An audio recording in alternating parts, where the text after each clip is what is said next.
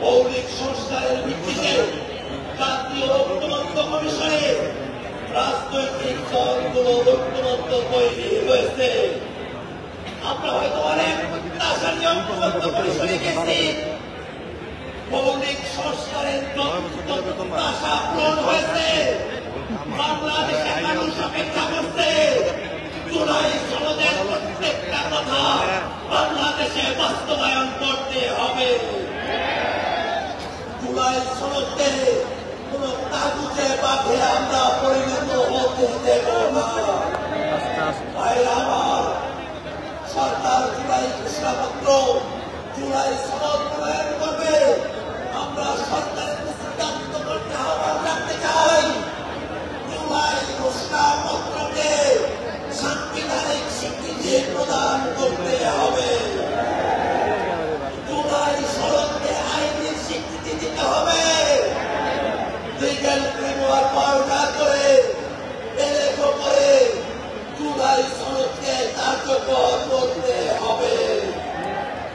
আমার জুলাই সনদের সংস্কারকে অন্তর্বর্তীকালীন সরকারকে বাস্তবায়ন করতে হবে।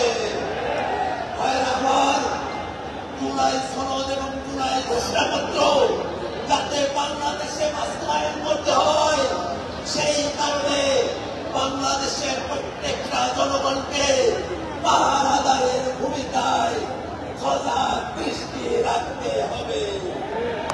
আমার নতুন বাংলাদেশের ইশতেহার ঘোষিত হবে।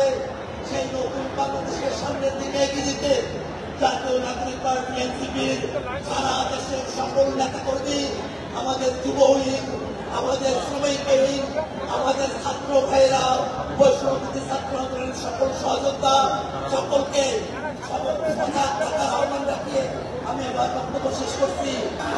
জুলাই গণঅভ্যুত্থানের শহীদ পরিবারের সদস্যবৃন্দ, জুলাই গণঅভ্যুত্থানে আমাদের আহত যোদ্ধাবৃন্দ এবং সারা দেশ থেকে আগত জাতীয় নাগরিক পার্টির নেত্রী নেতা কর্মীবৃন্দ, আসসালামু আলাইকুম।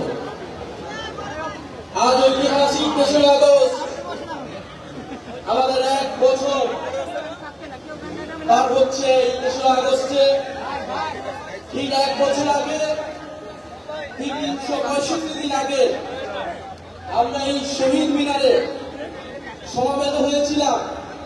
আপনাদের সহ বাংলাদেশের মানুষ, এই ঢাকা শহরের মানুষ নেমে এসেছিল এই শহীদ মিনারে।